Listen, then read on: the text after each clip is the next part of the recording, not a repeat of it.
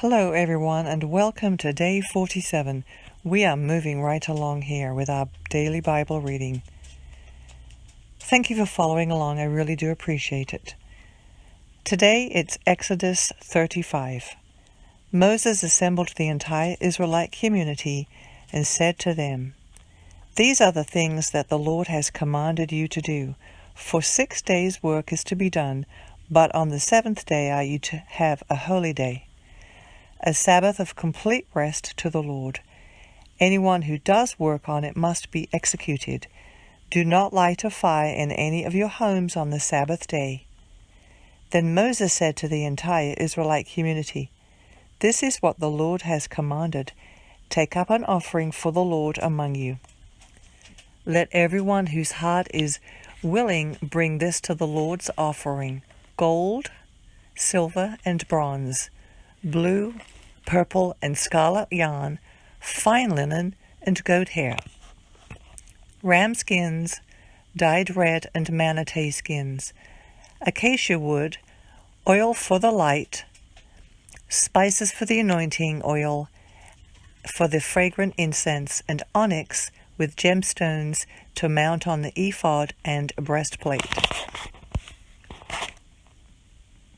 Let all the skilled craftsmen among you come to make everything that the Lord has commanded: the tabernacle, its tent and covering, its clasps and planks, its crossbars, its posts and bases, the ark with its poles, the mercy seat, and the veil for the screen, the tent with its poles, all its utensils, and the bread of the presence, the lampstand for light with its utensils and lamps, as well as the oil for the light, the altar of incense with its poles, the anointing oil, and the fragrant incense, the entryway screen for the entrance to the tabernacle, the altar of a burnt offering with its bronze grate, its poles, and all its utensils, the basin with its stand, the hangings of the courtyard,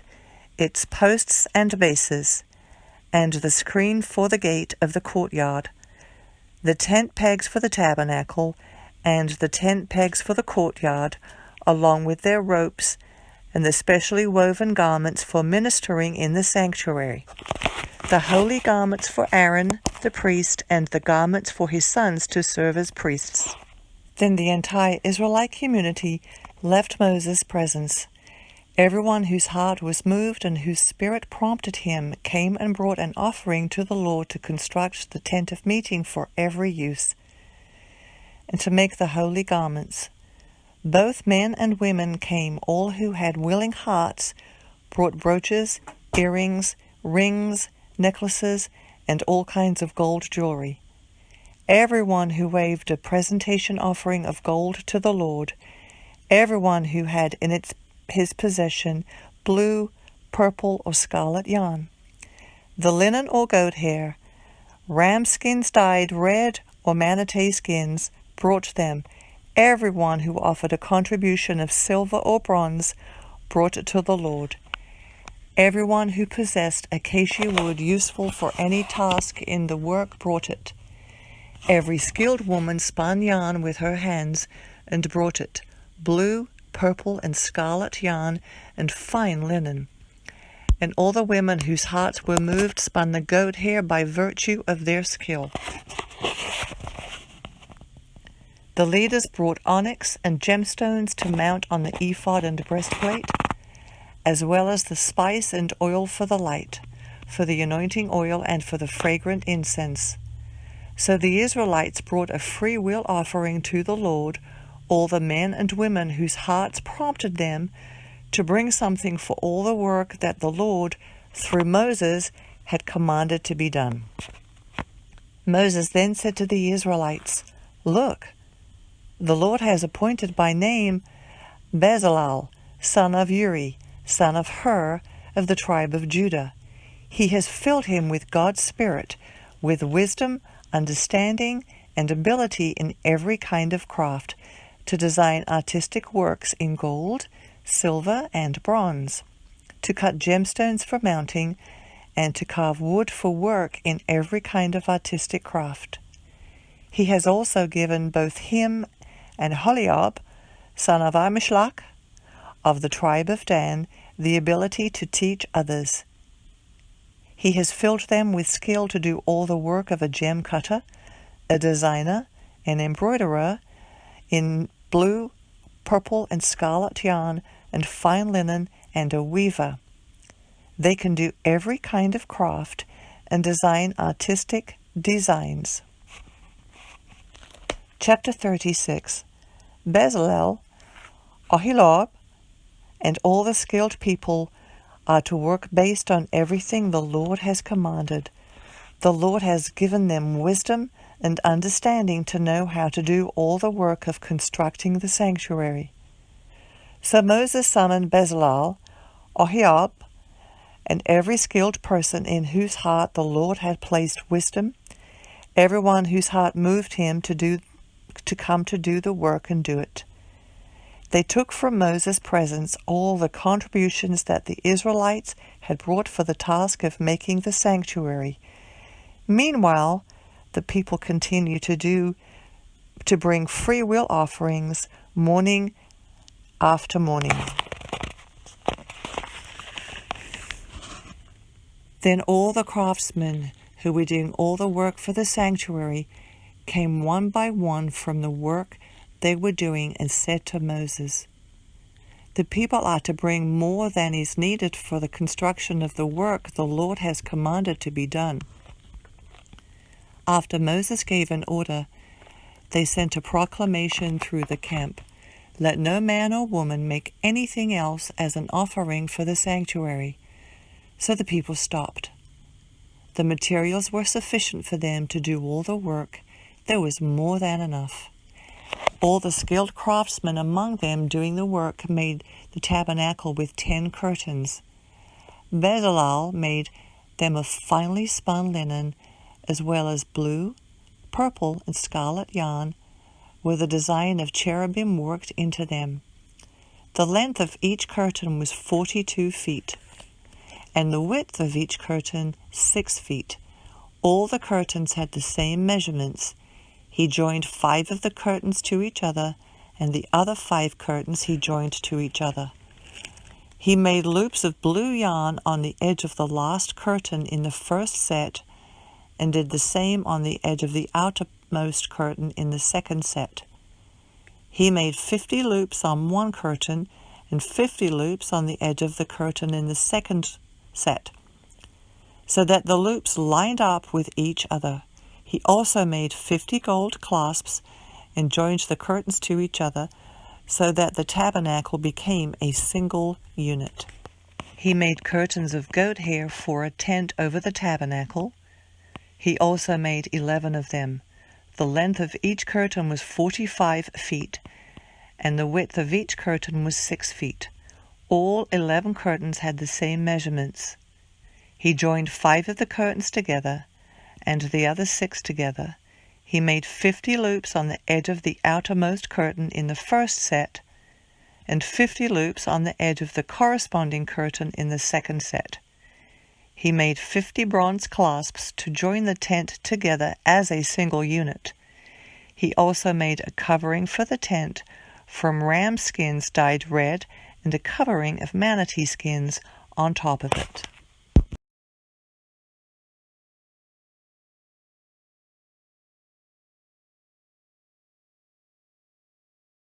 Hello, and continuing with day 47, Psalm 22, verse 16. For dogs have surrounded me, a gang of evildoers has closed in on me. They pierced my hands and my feet. I can count all my bones. People look and stare at me. They divided my garments among themselves, and they cast lots for my clothing. But you, Lord, don't be far away. My strength, come quickly to help me. Deliver my life from the sword, my very life from the power of the dog. Save me from the mouth of the lion. You have rescued me from the horns of the wild oxen. Proverbs 5, verse 11. At the end of your life, you will lament when your physical body has been consumed, and you will say, "How I hated a discipline, and how my heart despised correction. I didn't obey my teachers or listen closely to my mentors. I was on the verge of complete ruin before the entire community." Matthew 27, verse 1. When daybreak came, all the chief priests and the elders of the people plotted against Jesus to put him to death. After tying him up, they led him away and handed him over to Pilate, the governor. Then Judas, his betrayer, seeing that he had been condemned, was full of remorse and returned the 30 pieces of silver to the chief priests and elders. "I have sinned by betraying innocent blood," he said. "What's that to us?" they said. "See to it yourself." So he threw the silver onto the sanctuary and departed. Then he went and hanged himself. The chief priests took the silver and said, "It's not lawful to put it into the temple treasury, since it is blood money." So they conferred together and brought the potter's field with it as a burial place for foreigners. Therefore that field has been called Blood Field to this day. Then what was spoken through the prophet Jeremiah was fulfilled. They took the 30 pieces of silver, the price of him whose price was set by the sons of Israel, and they gave them for the potter's field, as the Lord directed me. Now Jesus stood before the governor. "Are you the king of the Jews?" the governor asked him. Jesus answered, "You have said it." And while he was being accused by the chief priests and elders, he didn't answer. Then Pilate said to him, "Don't you hear how much they are testifying against you?" But he didn't answer.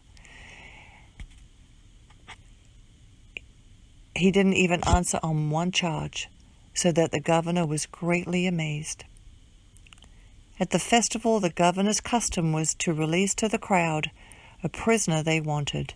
At that time, they had a notorious prisoner called Barabbas. So when they had gathered together, Pilate said to them, "Who is it you want me to release for you, Barabbas or Jesus, who is called Messiah?" For he knew they had handed him over because of envy. While he was sitting on the judge's bench, his wife sent word to him, "Have nothing to do with that righteous man, for today I've suffered terribly in a dream because of him." The chief priests and the elders, however, persuaded the crowds to ask for Barabbas and to execute Jesus. The governor asked them, "Which of you two do you want me to release for you?" "Barabbas," they answered. Pilate asked them, "What should I do then with Jesus, who is called Messiah?" They all answered, "Crucify him." Then he said, "Why? What has he done wrong?" But they kept shouting, "Crucify him," all the more.